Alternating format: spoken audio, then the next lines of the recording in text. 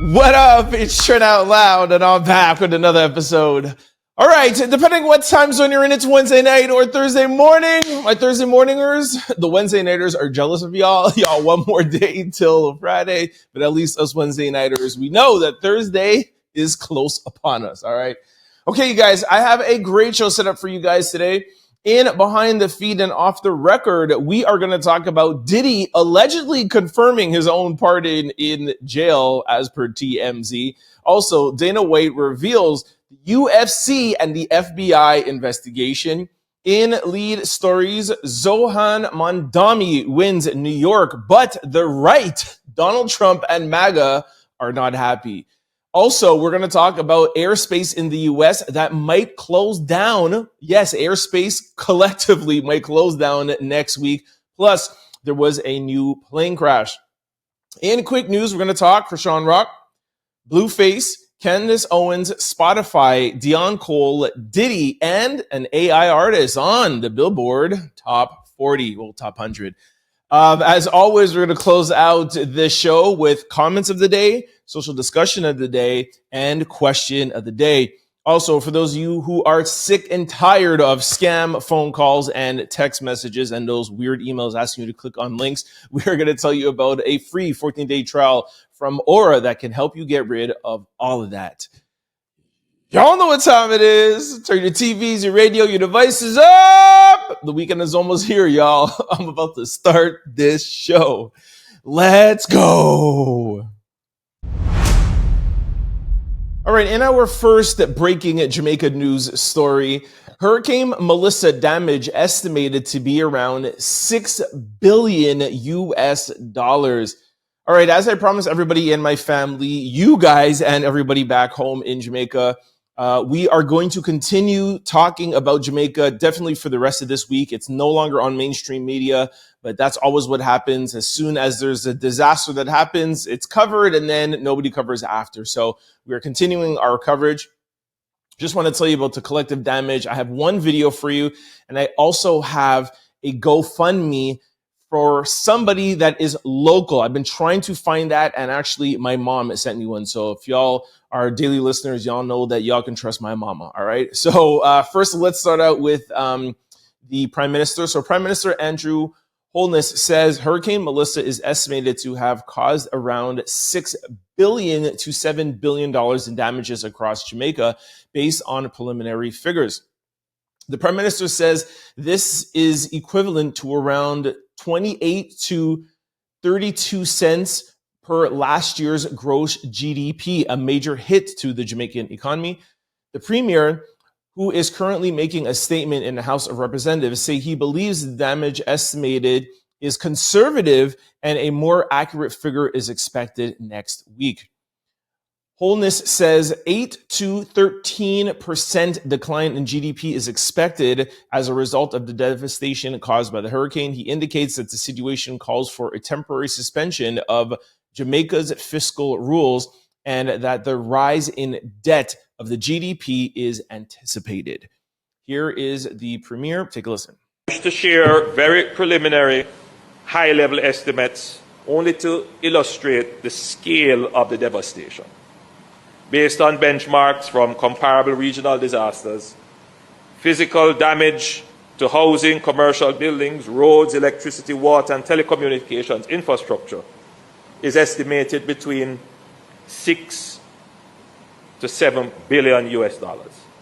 All right, and to give a little bit of context, here is a video actually from my mom's hometown in Kokowak, Jamaica. Take a listen. This is very sad, but take a listen. People, this is my grandfather, my great-grandfather. We are 100. For him wife, him can't take it. Right now, my grandfather can't do no interview because him break down. Yes, right now, we don't know what to do. No truck, nothing, no car can come right around us up. Kokowak, Beast and Spring, Bag, Petersville, I'm asking you for help. Show them around here, show them where I'm going. 5 apartments gone with dear. 5 apartments. 5.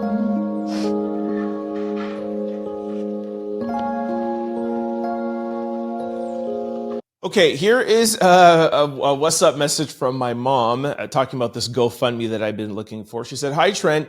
This is," she made a spelling mistake, but it's Yvonne, Miss Jackson's daughter. Remember Miss T and Miss J that used to come up every summer, was one of someone's godmother. They both passed away now, and they were majors in the Salvation Army. So Yvonne, who lives in Toronto, she used to be in charge of 5 banks. I don't know about right now because she might be retired. Anyways, every year after the hurricane, her and her husband, Carl, usually collect and send to Jamaica to help, especially for the church and poor people, as they also don't necessarily trust the government. You guys have heard me say that a couple of times here. Just any government, just in general, you know, you never know exactly what a government is doing. And that's why I was actively trying to find somebody local who I know I could trust. Okay. So if you want to inform your viewers of another way to contribute, it would be good. I told her about your podcast, and she says if you want to partner up with them, she would be happy. They are really nice. Okay. So this is somebody who my mom has known and known her mother, etc., or godmother. So we are still going to put the government donation website in our link below. Just governments are governments, right? We don't know exactly 100%, but we do know the Jamaican government is doing somewhat of a decent job, some have said. So, you know, we can't just pick and choose. I just want to make sure that your money or donations don't go to a fraud page. So that's why we have been supporting the Jamaican government one. But for me, I like this GoFundMe link. It's somebody that is from my family. It's somebody that from my mom that she has known. She used to work at the banks, etc. And, you know, this is not her first year doing something. There was a hurricane last year, Hurricane Beryl, and the places that she is helping, if I'm not mistaken, at St. James, normally ends up always getting the brunt of these hurricanes. And this place has not even recovered from last year, Hurricane Beryl. So they have been, of course, devastated. So any of your donations or your support will go to my mom's friends, family, etc., back home in one of the most devastated places. I can assure you, and my mother can assure you, that this is a very, very legit GoFundMe page. You could click on it and you'll see all the pictures and everywhere the money is going to. Okay, so those who can, I know it's a very, very hard time with the government shutdown and just around the world. I know this is a global podcast, but you know, most of my demographic is American, but anywhere around the world, I know this is not an amazing time. So your hopes and prayers and hashtags are enough. But for those of you who can spare anything that want to support, there are the 2 links below. I'm going to stay committed definitely for the rest of this week and keep on reminding you guys, giving you guys updates on what is going on in Jamaica, the land that I love. Thank you very much for all your prayers, hashtags, and donations. All right, and our first behind the feed and off the record story. I got 2 today. You know, y'all know I love behind the feed and off the record. Diddy allegedly boasting in prison that pardon from President Trump will come as early as next week. All right, so I got this off a blog. Every blog posted about it. Let's read this. This is a story from TMZ. So we're going to read this blog, TMZ, and then I'm going to break this down. I tried not to talk about this, okay? You guys know that I'm trying my best to not talk about Diddy because I know some of y'all are experiencing some Diddy fatigue, but we didn't talk about this yesterday. A bunch of people sent this to me. They're like, what's going on? What's going on? And of course, I have to do my due diligence and let y'all know what's going on, all right? So despite what the White House has says, Diddy reportedly believes that President Trump will be the one to set him free. Sources at the music mogul's new home, a federal prison in Jersey, told TMZ that Sean Diddy Combs has allegedly been bragging to fellow inmates that Trump plans to pardon him in early 2026. He even promised to take care of friends he made behind bars once Trump steps in at the end of this year and commutes his 4-year prison sentence early, according to insiders. As it stands, Diddy's official release date is May the 8th, 2028. While early reports claim Trump was seriously considering a pardon, the White House publicly denied these rumors in October, stating there is zero truth to those claims. Diddy was convicted in July on 2 counts of transportation of engaging in prostitution, but was acquitted of racketeering and SCX trafficking charges. Okay, so that was what the blogs were saying. Let's go to the source and see what TMZ was saying. Exclusive. Diddy bragging in prison. Trump will pardon me next year. Sean Diddy Combs thinks he's not long from FCI Fort Dix because he's telling fellow inmates he will be getting a presidential pardon from President Trump early next year. Sources at the federal prison in Jersey tell TMZ Diddy is yapping about Trump pardoning him in early 2026. As we first told you last month, Trump was vacillating, such a weird word, on whether to pardon Diddy or not, and was seriously considering it. Some folks on Trump's staff at the White House were telling him not to pardon Diddy, but one source told us Trump will do whatever he wants. Sources inside the prison also tell us Diddy is letting fellow inmates know he will take care of them if he's pardoned and set free. Diddy reported to Fort Dix last week to serve a 50-year prison sentence for violating the Mann Act. He served over 13 months, and with credit, he could get out in around 2 years. But none of this matters if Trump commutes his sentence.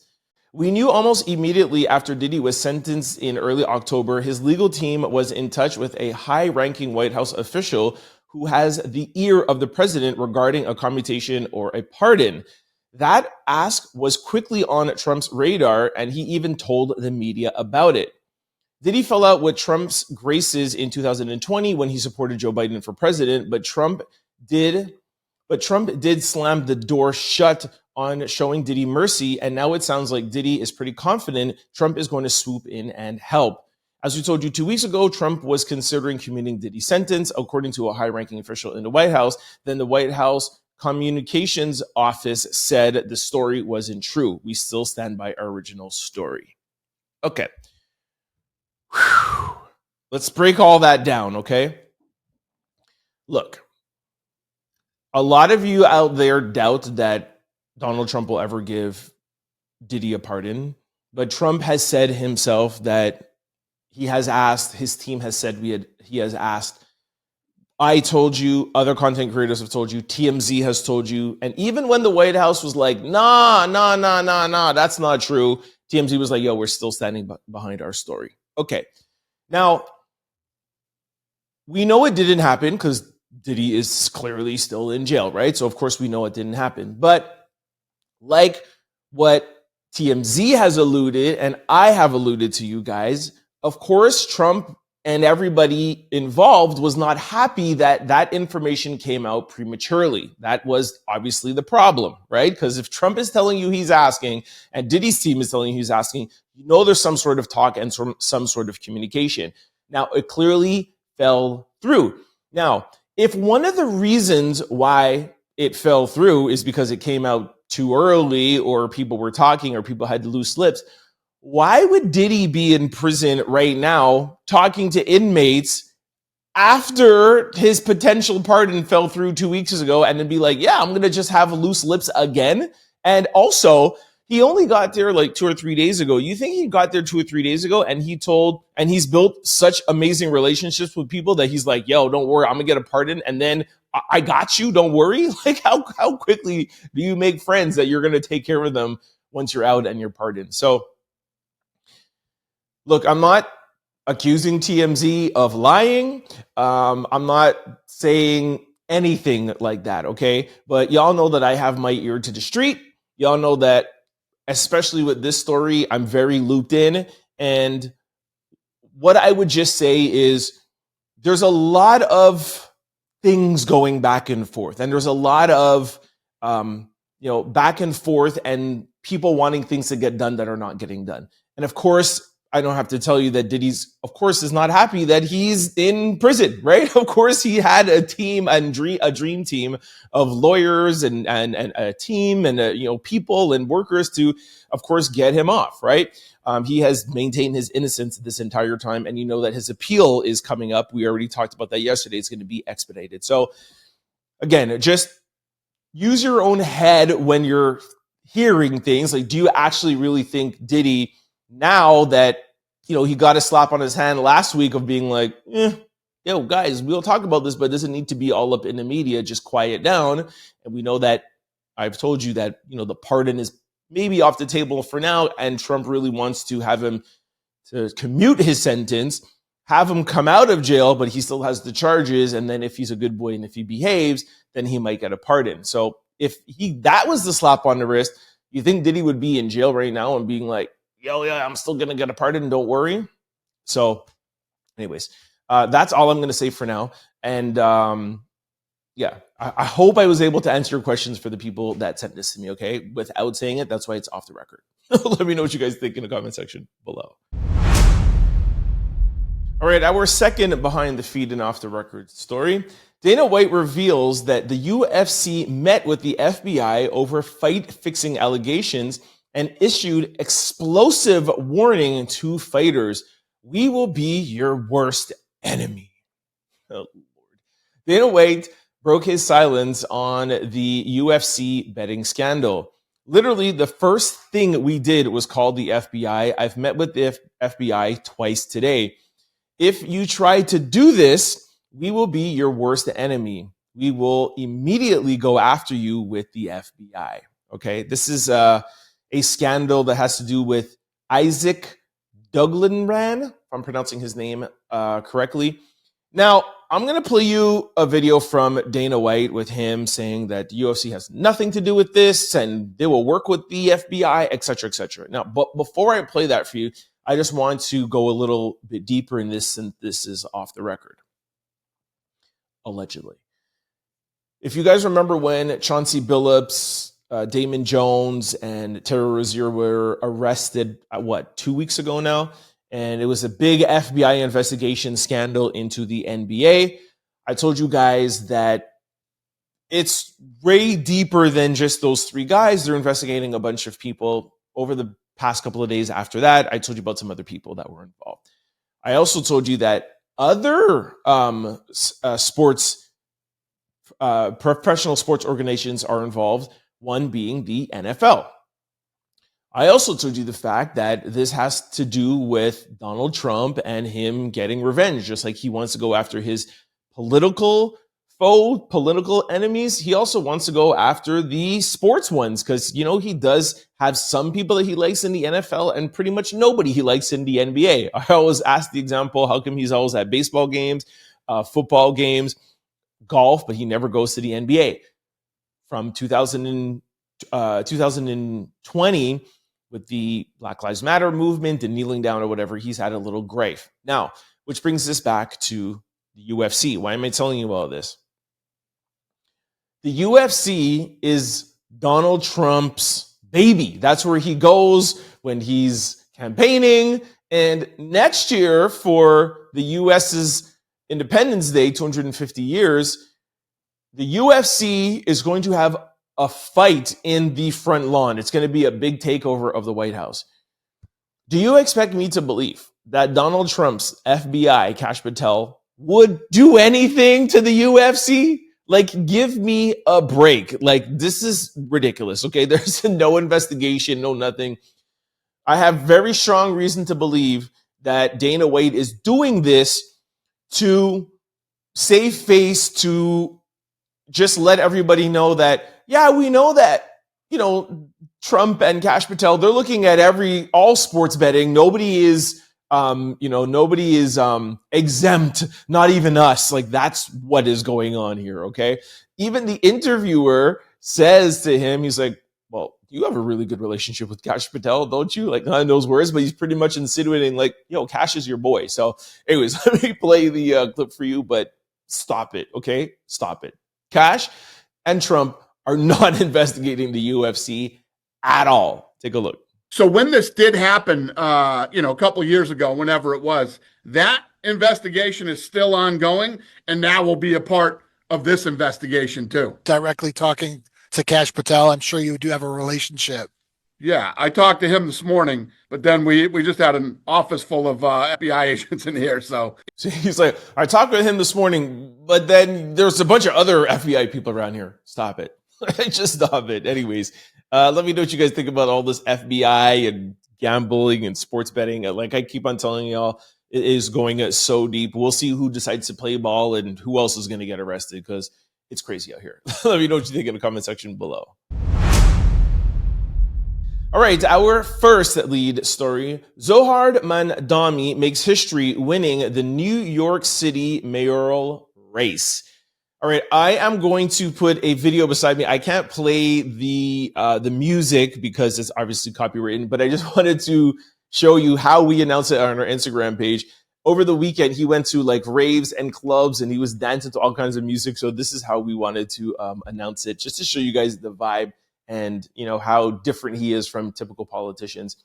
Anyways, history was made in New York City. Zohran Mamdani has officially won the New York City mayoral race, becoming the city's first ever Muslim mayor and the youngest in over a decade at just 34 years old. Mamdani beat Andrew Cuomo and Curtis Sliwa, securing over 50% of the votes.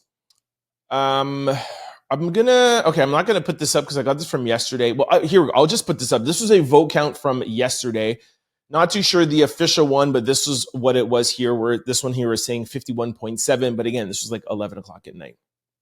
Now, I just want to talk about this kind of quickly, give you guys the perspective on the right, give you guys what people are saying about his speech, and then just going to give you my take on it, because, of course, everybody's talking about this today. More than just Zohran is the fact that the Democrats have risen once again. Like the party that we all thought was over and done with, and it was going to be Republicans and MAGA and Donald Trump and his team for the next 10 years, they woke up last night. And I don't think that the Democrats are going to come back and they were going to sweep in the midterm and take over the presidency in 2028. But yesterday was an indication that Donald Trump and his team need to maybe make changes or decide to stay the course, but take a big risk of losing more and more electoral seats, et cetera, et cetera. Okay, so Trump posted this and he says, Trump wasn't on the ballot and the shutdown were the two reasons that Republicans lost the election tonight. So because he wasn't on the ballot and because of the shutdown. Okay. Donald Trump reacts to Republicans losing the election across the country, and he put out this, for those who are not seeing it, it's the New York Knicks logo, but in the logo it says Trump is your president. He's basically saying that it doesn't matter that Zohran won and he's the mayor because he's the president of New York. Okay. He also tweeted out, he says, any Jewish person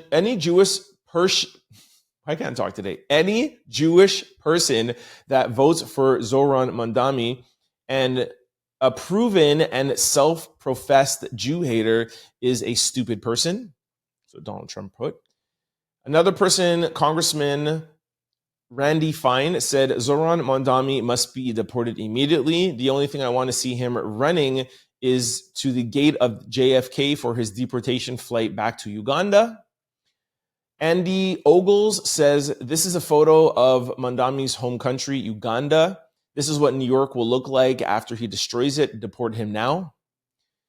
Ted Cruz put, this seems like an easy one for New York City, where it was, it's a ballot thing where it says just Democrat or an actual communist jihadist. Crazy. Another person said, wake up New York, with pictures of a building and 9/11. Congressman Randy Fine said, okay, I wrote that one already. All right, so that's just some things that some Republicans were saying, right? That's, Donald Trump's new version of politics. Years ago, it was like, say things and be a little edgy. Now they're just coming out and saying, like, you're a stupid person if you don't do what I say. Like, that's the president of the United States, which is crazy.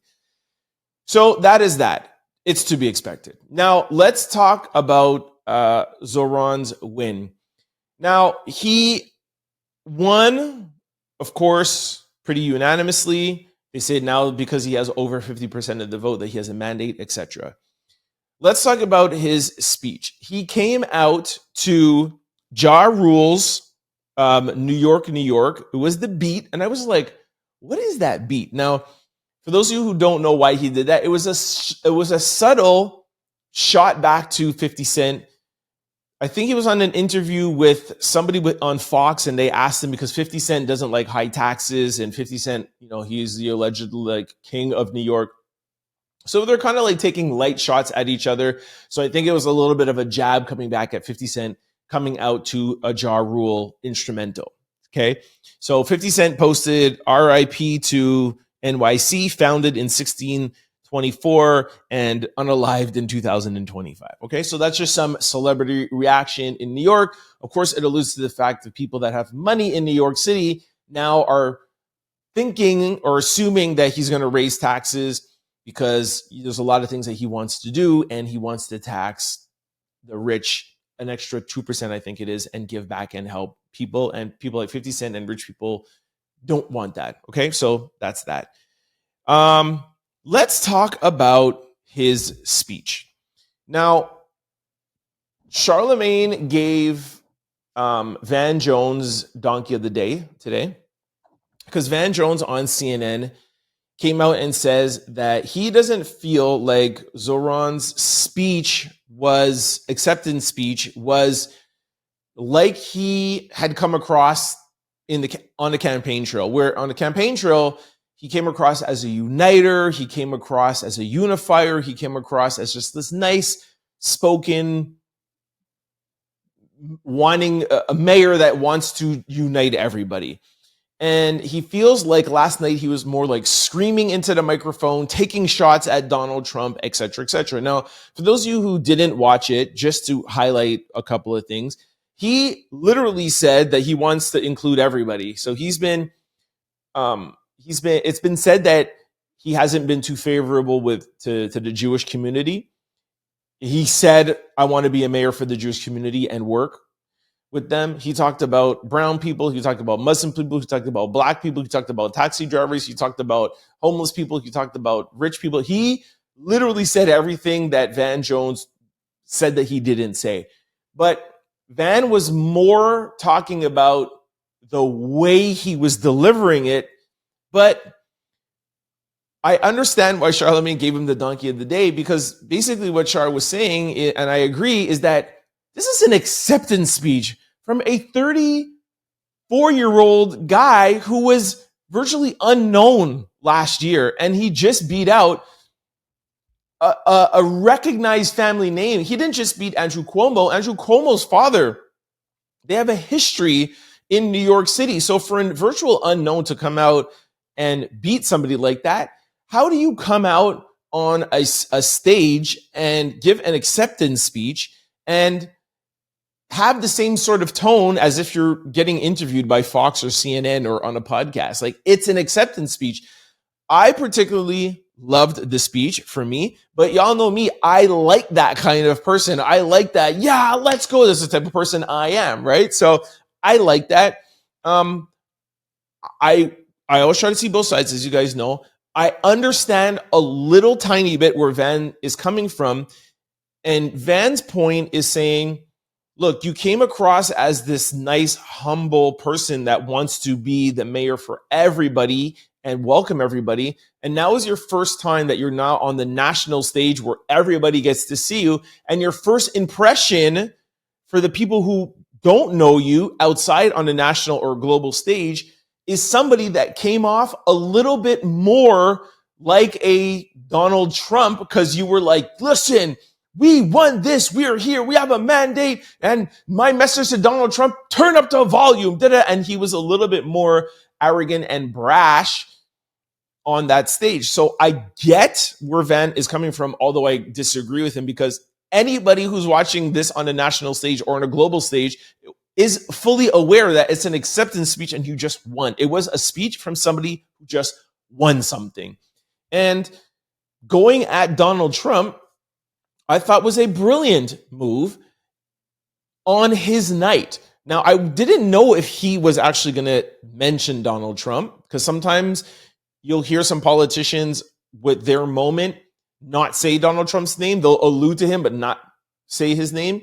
Where Zohran spent around 5 minutes repeatedly saying Donald Trump's name and going after him incessantly. And the reason why I thought that was a good move is because Donald Trump has been going at him incessantly. So the only way to fight back Donald Trump, or to fight back a bully, or to fight back somebody who is coming at you aggressively, unfortunately, is matching that same energy. Now, you don't always have to match that same energy, but you have to at least let them know, yo, I'm not afraid. And I'm sitting up on this stage and I just want to put you on notice because Donald Trump, you said that you're going to keep funding away from New York City. You said that you're going to do this. You said you're going to do that. I just want to let you know that I'm willing to work with you, but I'm also willing to stand up for you. And I'm willing to take this moment to let you know and put you on notice because I know you're watching right now. And I love that he said that. He said, I know you're watching right now. So turn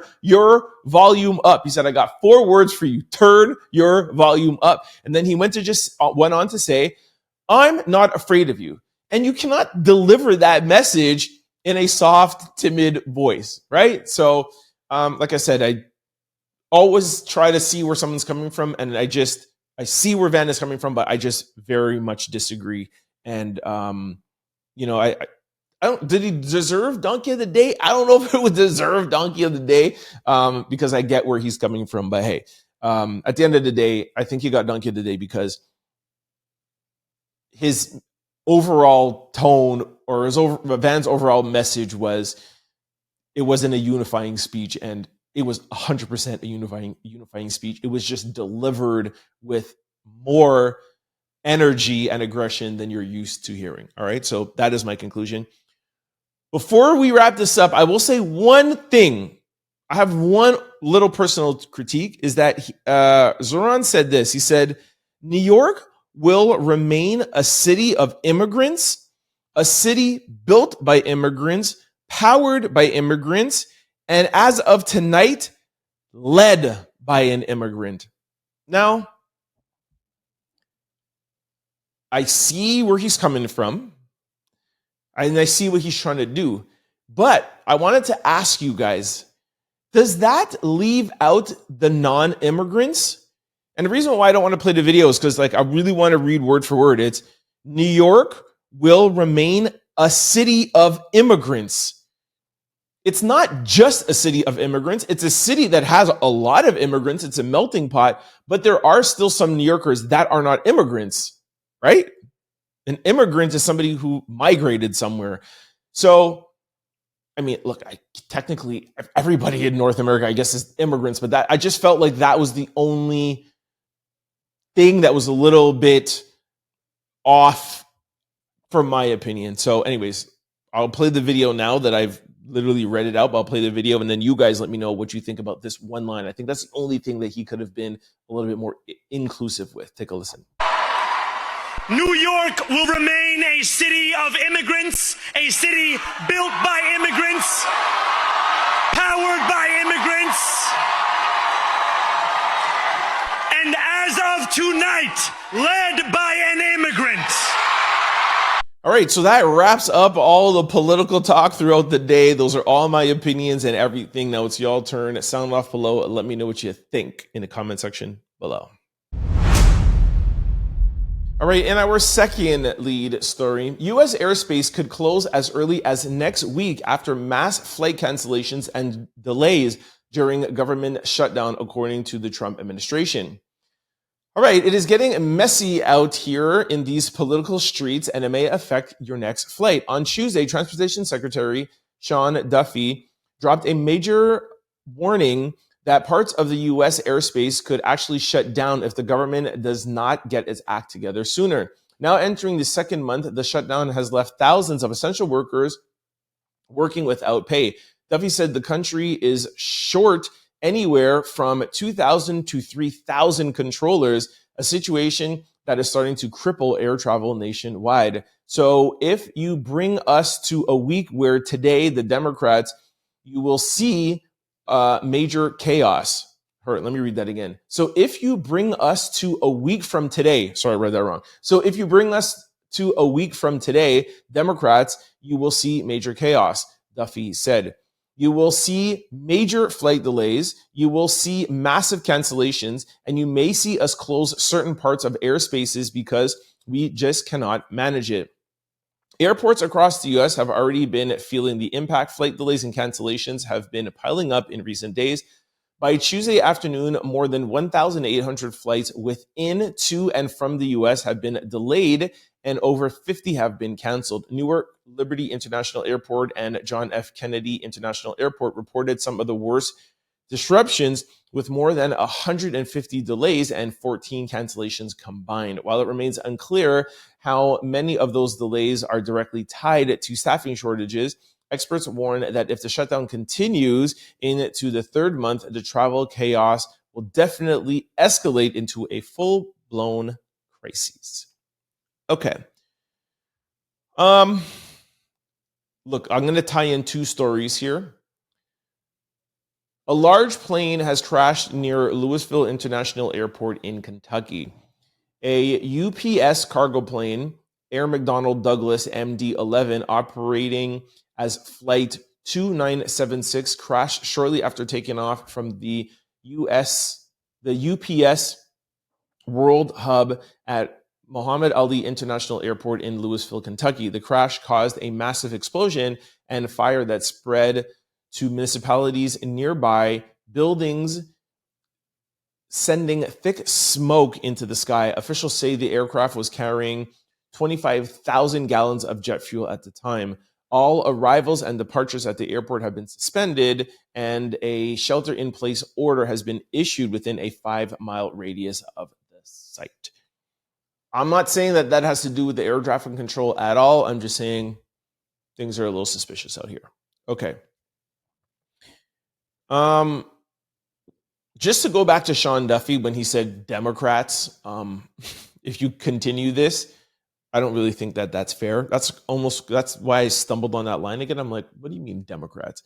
It's both parties. Some people I hear that are on the Democrat side are calling for the Democratic Party to just surrender. Hey, you guys put up a good fight and it's over now, because Democrats, one of their biggest fights is they don't want their premiums to go up, insurance premiums. That has already passed. The premiums have gone up for the year. So a lot of people just think, hey, just surrender. But I don't necessarily agree with that. And again, anybody that's new here, I'm not Republican or Democrat, I'm independent. And I feel like my job and a lot of independents' job is to see things from both sides and try to be a mediator to each. I think that the Democrats, although very difficult, I understand there's a lot of people who are hungry, SNAP benefits and everything. I do think that Democrats still need to hold on a little bit longer, just for the simple fact that you cannot keep letting any party be fully in control all the time. And some of the language out there is Republicans are not going to care if people go out hungry. Republicans don't care about the people. Republicans don't care about that. Democrats are the party of the people. So we should just give in. And I just feel like you can be a party of the people, but not just keep letting one side get away with whatever they want, because that's not a democracy. The whole entire point of, especially the Senate, to have 60 votes is to fight and to make sure that there is bipartisanship. Now, Donald Trump is now calling for the end of the filibuster to take that away. If that gets taken away, then I don't think he's thinking that through, because if that gets taken away, then what about when the Democrats are in power? Then the Democrats will be able to put whatever they want through. And like I said, I'm an independent, so I don't want any party to be able to just control and have anything get pushed through. That's what I like about the Senate, that you need 60 votes, meaning that you have to have some sort of bipartisan talk. And I would like to see Donald Trump and his team have the same mentality as the Democrats, and to say, yo, like, this is getting hard now, like air traffic control, SNAP benefits, etc. And I was saying to you guys yesterday that November the 15th, I still don't remember exactly what it is, but there is something that's going to happen November the 15th that there's a bunch of people that don't get paid. And that is going to set off a whole other trigger of things, right? It's the government. The government of a country, especially the size of the US, cannot stay shut down for too long before things implode. So it's literally a game of chicken. And who is going to say chicken first? And I just don't like the fact that everybody is always like, it's Donald Trump. He ain't going to say chicken, because China doesn't do that. And you guys saw how Donald Trump was when he was with President Xi. And it was not how he was when he was with President Zelensky. It was two totally different people. So if we see how Trump is when he is with China versus Zelensky, then we know that depending on who is coming to the table, he will not completely change who he is, but he will definitely approach situations differently. And I just think the Democrats, especially after yesterday, need to hold the line and hold strong. And eventually Trump will have to be like, okay, they ain't saying chicken, so let's and let's do something. And that's how you kind of break it down and bring them back into the middle. Like I said, I'm not here for any team to win or not win. I'm here for America to win, and I love democracy. So I guess that's really all I have to say. I can go on and on. I mean, there's so much politics talking about today. The one thing I will say in closing, just, about the elections yesterday and about these SNAP benefits and about the flights and everything. The beauty of a democracy is it's like moving a big object. You can never just push a big object. You always have to rock it. So Republicans have the House, the Senate, this or whatever, and they got to do what they wanted to do. Now you are starting to see a shift on this side.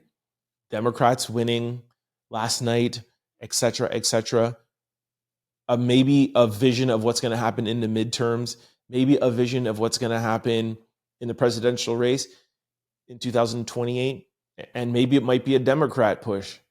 And then 4 years from that, people are going to be like, oh, we put them in, now we put the Republicans in. At the end of the day, the world's biggest economy gets pushed forward and advances and progresses. So it was Barack Obama, Democrats, this or whatever. Then people got fed up. Trump, oh my gosh. No, we don't want Trump. We need Biden. No, we're tired of Biden. No, we need Trump. Now it's like, oh, we don't need Trump. Now we need Democrats. If you just look back at the history, that is what built this great, beautiful, thriving economy and country. So I say all of that to say, if any politicians or anybody out there who's watching, yes, keep pushing the big furniture or the big fridge back, but just remember about the country and remember about the people. And remember there's people that are going for their second or third paycheck that they're not receiving. Just remember there's people out there who are hungry and who are starving, that have no food. So yes, govern, yes, hold the line, but think about the people who elected you. That's all I have to say on this subject. Let me know what you guys think in the comment section below. All right, this brings us to quick news. Ring my bell. All right, our first quick story, a little ridiculousness here, but it's quick. So quick news is for Chrisean Rock's ex, Bino, trolls her for kissing Blueface after kissing his toes. Okay, I'm gonna play the video beside me here with like a little video of her kissing his toes, because I don't think you guys want to see like the full-on big screen video. But I just wanted to throw this out here quickly to you guys. We told you guys yesterday about Blueface coming back out of jail, him and Chrisean Rock, his daughter, his baby mama, Jaden. It was literally a catastrophe yesterday. Amazing reality TV, train wreck stuff. And it's carrying on today. So instead of showing you guys everything like I showed you yesterday, I just wanted to show one thing. And I thought this foot thing was absolutely ridiculous, but also kind of funny at the same time. So I want to show you. There's nothing else to the story. Just wanted to show you how crazy things are about to get and have got in the past. We'll see what happens to Blueface and Chrisean Rock and how they're going to respond to Bino. Let me know what you guys think in the comment section below. All right, our second quick story. Candace makes shocking claims. She says 12 Israel cell phones were around when Charlie was unalived. Okay, I don't have anything to read to you here. I'll play a very quick clip of Candace Owens. I know not everyone's a big fan, but we know that she is definitely one of the ones that are still keeping Charlie Kirk's name in these streets out here. We don't hear anything about him in mainstream media, and this is one of the things that Candace is going to highlight in this quick video that I'm going to play for you. She is alluding to the fact that she has 100% concrete proof that there were 12 Israeli cell phones around the vicinity of the campus where Charlie Kirk was unalived. Now, she goes on to say, not VPN, not this, not that, actual cell phones that were actually bought and owned, and literally a phone from an Israeli country. Why were there 12 on the ground? She also goes on to say the FBI, Kash Patel, and Donald Trump are aware of this and don't want you to know. Now, if you guys remember, Candace Owens has been alluding to the fact that Charlie Kirk wanted to back away from his support with Israel. Benjamin Netanyahu wasn't happy about it. 2 weeks before he was unalived, there was apparently some meeting at his house, etc., etc.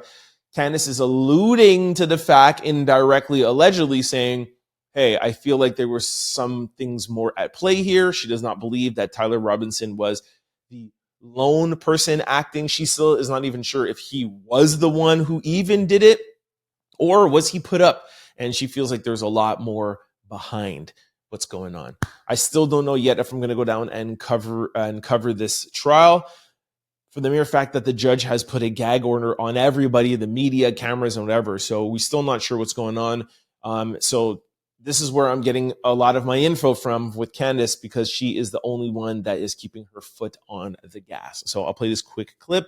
Here is Candace Owens. Here's some explosive news for you that I can now, beyond a shadow of a doubt, confirm. Putting my name on this. Not only can I confirm this, but I can publicly challenge the very Zionist-occupied Trump administration, who is aware of this, to deny it, to come out and say, no, that's not true. There were, for whatever reason, 12 Israeli cell phones on the ground at Utah Valley University the day that Charlie Kirk was needed. All right, our third quick story. We're going to touch on this quickly. I just wanted to give you a follow-up. Spotify fires back after lawsuit claims they allowed fake bots to benefit Drake and other artists.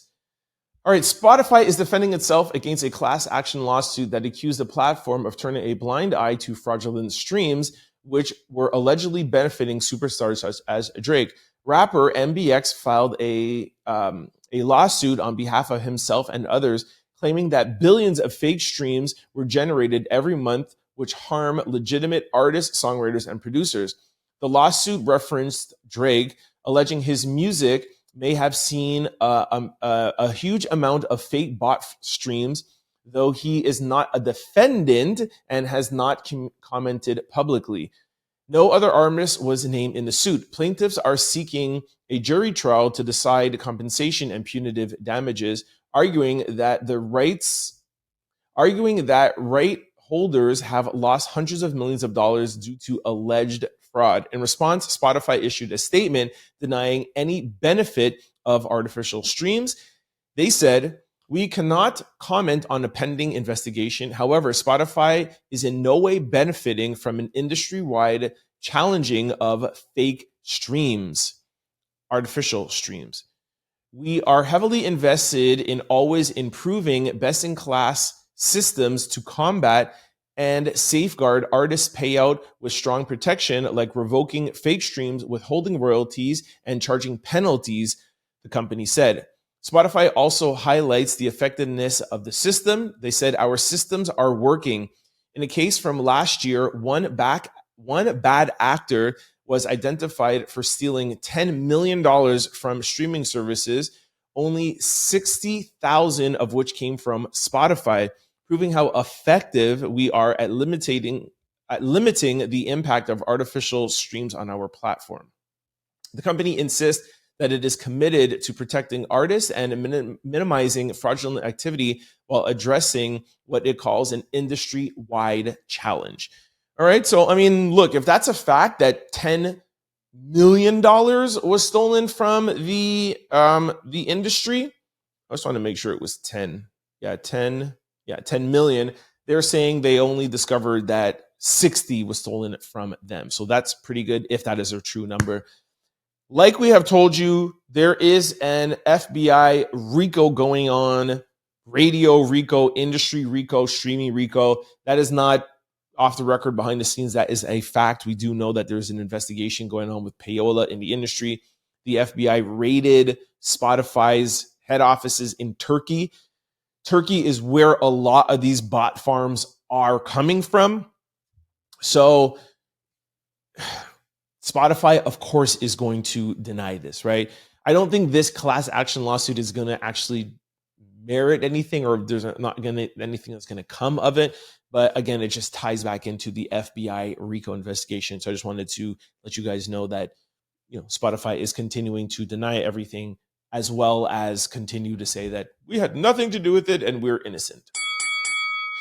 Our fourth quick story.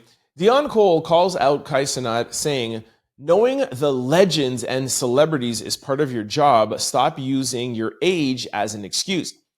Deon Cole on Drink Champs recounts a BET award encounter where streamer Kai Cenat barely acknowledged him after an introduction, echoing a June 2025 viral clip of Kai not recognizing rapper Wale and using youth as an excuse. Cole argues that hiring young influencers for award show coverage demands basic research on Black entertainment icons that shows respect, framing Kai's lapse in unprofessionalism, and he does not think that it should be blamed on generationalism. Okay. This has been going around. I watched a content creator kind of like break this down. And I'll admit, if I didn't listen to the breakdown, I may have agreed with Deon Cole with this. Now, just to back up and give you guys a little bit of context, Kai was invited to BET. I shouldn't use the word invited. Kai was at the BET award show and he was streaming and he ran into Wale and he didn't know who Wale was. And people are like, how could you not recognize Wale? Same thing happened with Deon Cole. So people are like, yo, how could you be a streamer and not know this person? Now, Deon Cole is saying, hey, you were hired by BET. After watching this content creator, he alluded to the fact that Kai was not hired to be, let's say, for example, like a correspondent or a host. Now, if you're hired to be a host, yeah, you should know everybody who's around, who's coming, who's up for an award, etc. But Kai was more asked by the BET Awards to show up and come to the award show, and also gave him permission to stream while he's there, almost kind of like a favor, because Kai is one of the biggest streamers in the world. And of course, if he is streaming, a younger demographic that might not be watching BET's award show might tune in. And if they don't tune in, at least they'll see everything on Kai's stream. So when you take that perspective of, hey, can you just show up and bring your cameras with you and live stream? Then I totally disagree with Deon Cole. He doesn't need to know anybody because he's just there as a guest. So I don't think Kai is going to come and answer or say anything, but I think that's the mix-up. Now, I'm not going to blame Deon either because, again, if I hadn't listened to this content creator's video, I would have assumed too that Kai was hired to come there. And if he is hired to come there, then I understand what Deon Cole is saying, that you should do a little bit of your research, see who's nominated, see whatever. Having said all of that, I don't think Wale was nominated for anything. So how is Kai going to be faulted for not knowing who Wale is? Maybe he just doesn't like Wale's music or hasn't listened to Wale's music or recognize who Wale is. I just don't agree with somebody going on a platform and calling somebody out like that. Pick up the phone and call the person. I don't like this going on in Drink Champs and calling them out for something that you don't know anything about. So that's just my 2 cents. People are talking about it. So let me know what you guys think in the comment section below. All right, in our 5th quick story, Diddy brings in his 56th birthday with a far from luxurious prison meal, pasta salad and green beans. Sean Diddy Combs' 56th birthday looked nothing like his usual lavish celebration. The wealthy record executive, known for throwing iconic all-white parties and star-studded events, spent a much more humbled birthday behind bars at FCI Fort Dix in New Jersey. Diddy kicked off the big day on November the 4th with limited breakfast options, fruit, a choice between bran flakes and breakfast cake, or whole wheat bread with 2 jelly packages. The meal was served with skim milk, margarine spread, and package of sugar substitute. Why do we need to know all these details? For lunch, Diddy and other inmates reportedly had their pick between chicken parmesan and chickpeas burger along with a beverage. He may have opted for the burger, considering his favorite meal outside of prison is a cheeseburger topped with applesauce. His birthday wrapped up with far more luxurious dinner options: cheese pizza or navy beans served with Italian pasta salad, green beans, and a green salad. Diddy will continue eating standard prison food until his expected release date of May the 8th, 2028. He's been behind bars since September 2024, arrested and being convicted in July. For anybody who cares what Diddy was eating in jail, I think people put these stories out like to humiliate him. It's the people who are like, yeah, put him behind bars. Yeah, he did this to Cassie. Yeah, he did this to this person. Put him behind bars. And hey, you have a video like that of you circulating, you're gonna get hate. It's to be expected. But that's the only thing I could think of why somebody would care what he's getting for his birthday. Crazy, but hey, it's out there, so I told you guys about it. All right, in our 6th lead story, writer behind AI artist Zanaya Monet addresses criticism. AI is the new era that we're in.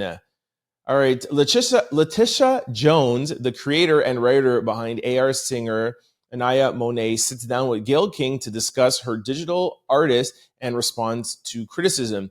Jones acknowledges that everybody is entitled to their own opinion, but emphasizes that she puts the work in by writing every single song. All right. We have talked about this before. I agree. People not liking AI, not liking an artist making AI music. I get it. But because this is an AI backed by a real person, and the AI is a black woman and there's a black woman behind it, I like it. And I think it's okay. I don't think there's a difference between her writing this music and then selling it to somebody or giving it to somebody or licensing it to somebody versus her writing it, putting it in AI, formulating in AI, and having it work. It allows her to keep more of her money, because now she's the artist and the writer and the blah, blah, blah, blah, if she's producing it, etc. So, and listen, I am an artist myself. I'm a content creator. I was in the music industry for 10 years. I've been around artists my whole life. So I get people being like, oh, this is attacking our artistry.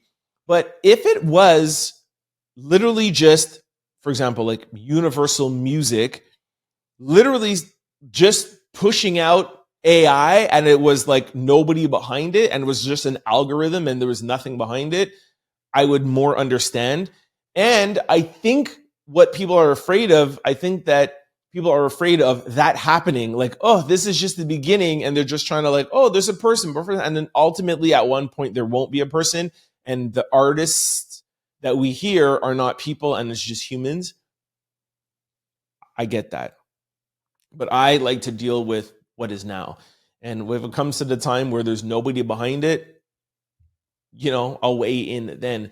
But I think this is beautiful from an artistic standpoint that somebody can find a way to deliver the music that they write and keep more of their profits to them instead of being somebody who cannot sing or don't have the look or don't have the, you know, the presence that some artists need to have, or stage presence or whatever, and she's able to make a living off of this, I personally like it. I'll play a quick clip and then you let me know what you think in the comment section below.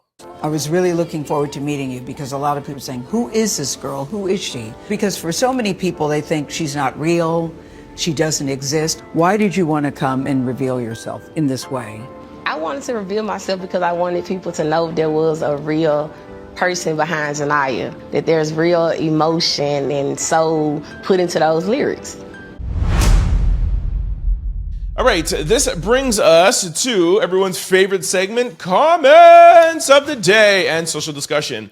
All right, before we get into all that, I have a very important question for you. Is your computer, laptop, or cell phone vulnerable to data breaches? Well, let me answer that question for you. Yes, they are if you are not using Aura, the all-in-one digital security platform. Go to my sponsor below, aura.com/trendoutloud to get your free 14-day trial to see if any of your data has already been exposed. If you're ever wondering how scammers get your phone number or why your inbox is filled with spam, here is why. There are companies called data brokers and they sell your data and they do it without your consent and they make billions of dollars selling it to marketers, scammers, or even stalkers.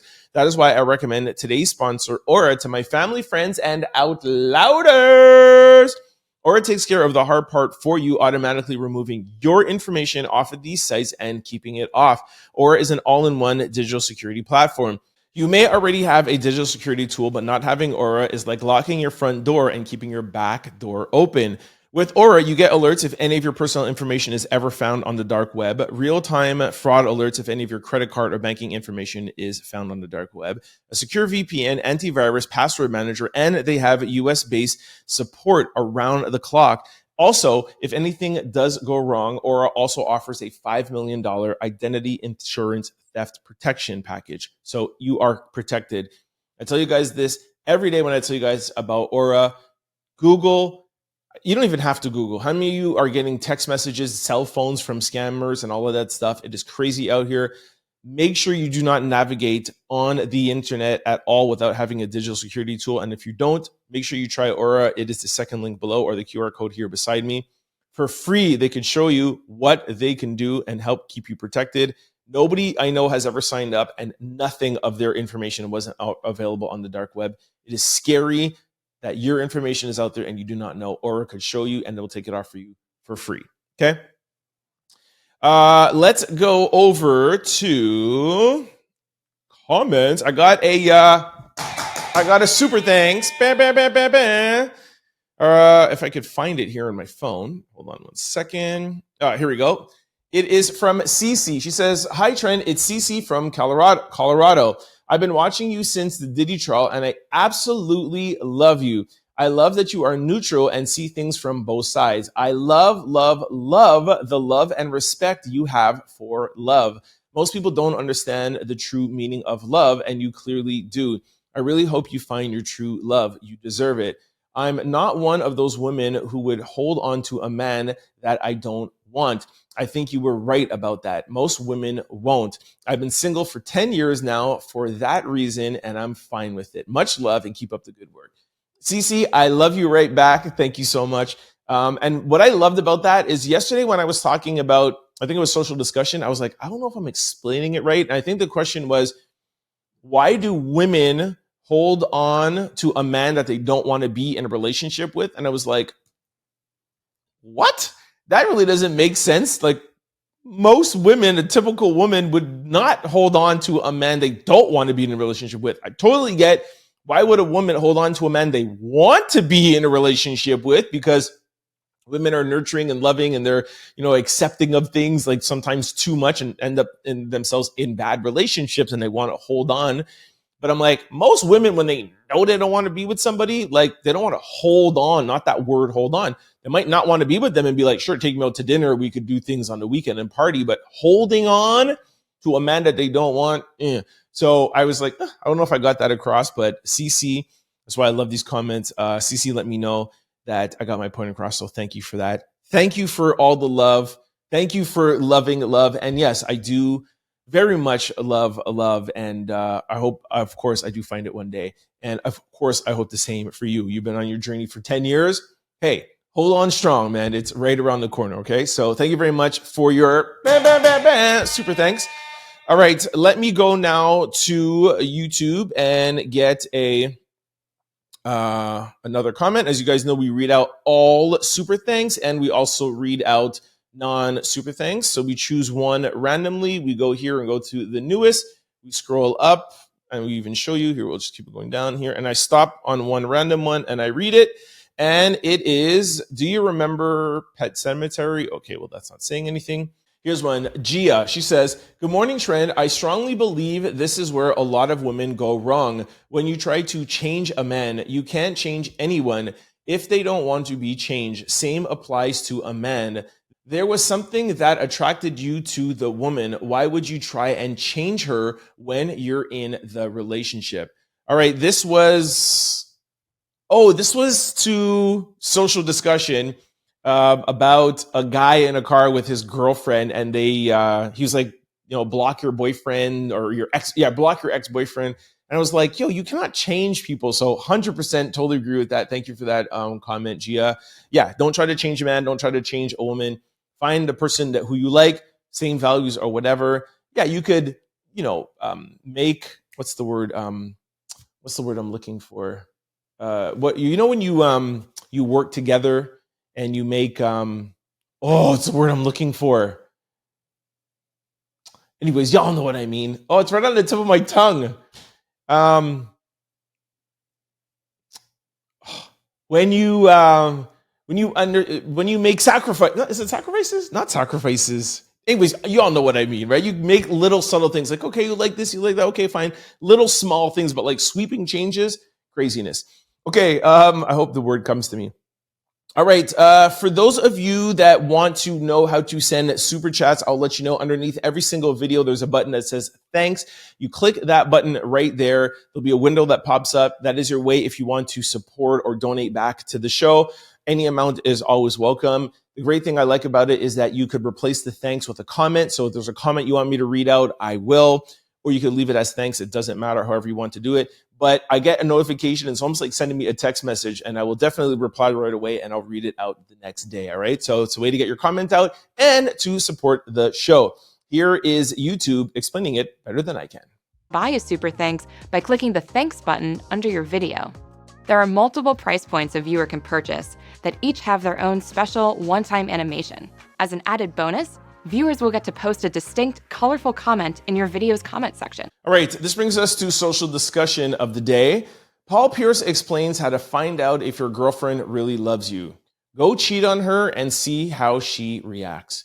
Do you guys remember a couple of weeks ago when I showed you something from Paul Pierce's podcast, and I was like, wow, this is the rare occasion that I agree with Paul Pierce. Here's the reason why, because he says stupid things like this. Here's a quick clip. I'll let you know what I think after. If you really want to know if a girl loves you, you need to go out and cheat on her. If you really want to know if a girl love you for real, go cheat on her and see how she react. Okay, any men that is out there listening to you, don't ever do this. This is the most stupidest thing that you could do. Okay, now anybody like me who tries to understand something, there's some things that you just can't try to understand. Okay, now look. Indirectly, he's saying, she forgives you. She really loves you. But I don't agree with that. Just because somebody forgives you doesn't mean they really love you. Love, and just like Cece said, I think I'm pretty good with love, but I'm single, so don't take my advice. Love is not just forgiving, but love would be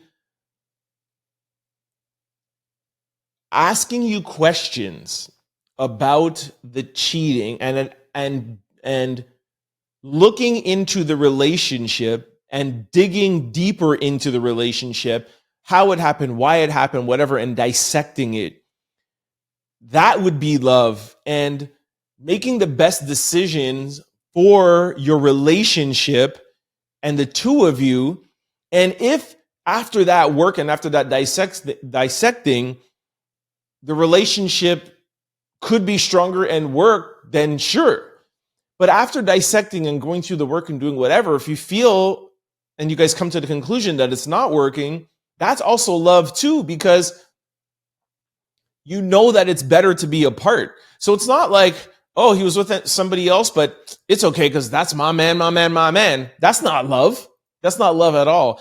Love is about each other, and it's about being able to pour and to understand and communicate and be there for each other. So if you're going to ever forgive somebody, there needs to be work. And that is what love is. It's the work. It's not the, well, I'm stupid and I just love you so much that I'm just going to accept anything from you. That is not love. That is not love. Somebody could leave and the relationship could be over, and that could be love. I don't know if that makes sense. I hope I'm getting my point across. That's what I was saying to CC. Like sometimes when I'm talking here by myself to a camera, I don't know if I'm getting my point across and you guys are getting it. But love doesn't necessarily mean one thing or another. But love is dissecting depth, time, and pouring into each other. That is love. And the biggest thing that I want to try to get across is you can see if your girl or your boy, your girlfriend or your boyfriend loves you, and if they're willing to go through the depths with a bunch of other things other than cheating. I can tell you a million other things or a million other ways, but it really comes down to depths. If somebody is willing to go into depths and work and time, that's why my love language is quality of time. It's all about that. So that's my answer. Okay. Before I let you go, just want to remind you to sign up to the Out Loud membership. With the Out Loud membership, you'll get loyalty badges, emojis, member-only live streams, member-only videos, early access to videos, and member shout-outs. You also get access to vlogs. I hope you guys watched my last vlog number 10. Very, very happy from it. Still very, very positive. My vlogs are really a more in-depth version of what goes on in like social discussion and question of the day. We get really personal and I kind of like deep dive into stuff. So sign up to the Out Loud membership for that. It's the first link below where you see the join button above me or the membership somewhere on the page. When you get to the membership window, you will see Out Louder, Out Loud Proud, Out Loud Family, Out Loud MVP, etc. That is just almost like a tip menu. Whichever level you choose, you get the same access. It's just if who wants to spend a little bit more for the month to donate and give back and sponsor for the show. Okay, so it's all the same access. Please sign up. Please send some thanks if you want to support the show. And regardless of that, let me know what you guys think about comments in the comment section below of social discussion. Let me know. All right, this brings us to question of the day. Would you rather lose contact with your family or all your friends? Somebody says both. My kids and their dad is all I need. The other person said my friend's family is everything. The other person said my friends are my family. The other person said I plead the fifth. An alumni, respectively. Somebody said both. Wow. Friends, love my family. Both, I wouldn't have a problem with. Family, both. Friends, I would say it's pretty divided. Some say friends and some say friends are my family. Now, I will say one thing. It's hard for me to answer this because I am very, very, very close with my family. Very close with my sister. I had my sister write a foreword for my second book. And it was really, really nice. And she ended off, she said, the thing that I'm the most proud of is that my brother is my best friend. And you don't normally see brothers and sisters say that to each other, more two girls or two guys. So that's really important. Very, very close with my mom, as you guys are very well aware of, watches every show. Hi, Mom. And pretty close with my dad. I mean, we have a little bit of a challenging relationship, but still have worked through most of our things. And of course, my immediate family, like aunts, uncles, cousins, etc. Having said that, I do think that the people that do not have family around them can still develop very close family-esque relationships with friends. And I totally respect those relationships. I will say one thing, though, when it comes to family. And again, I understand that not everyone's family is this close, but I think ultimately family is one of the most beautiful things in this world. And I think it's the foundation of this world. Think about it. Without family, we wouldn't be here. We wouldn't exist. Now, I love friendships. I have friends, even though we're maybe not still close right now, but I have friends that I've been with since kindergarten that are like brothers that, like I said, even though we haven't talked in the past year or so, that they could pick up the phone and I could pick up the phone, and it's, you know, we're there for each other. They're my brothers. But family, please try to make an effort to, what's the question? Would you rather cut contact with your family or friends? Family. That's why I've worked hard on a relationship with my father. That's your father. That's your mother. That's your sister. That's your brother. It's your cousin. So without getting too deep into things, of course, be my guest, because not all family is perfect. I understand that. I'm very, very blessed. But my 2 cents is put an extra effort into your family, because they are the foundation. And when you guys hear me talking about in social discussion or in question of the day about, you know, finding a wife and having kids and having a family, it's because I feel like family and building your own family is the cornerstone of life. It's the purpose of life. Not everybody gets to experience it, fine, but family is everything. It's just my 2 cents. Let me know what you guys think in the comment section below. All right, y'all, that is a wrap on today's show. Thank you so much for kicking with me. I thought we had a good show. Before I let you go, just want to remind you of a few things. Do not forget the thanks button underneath every single video that we post. If you guys want to give back and support the show, we will read out all super thanks.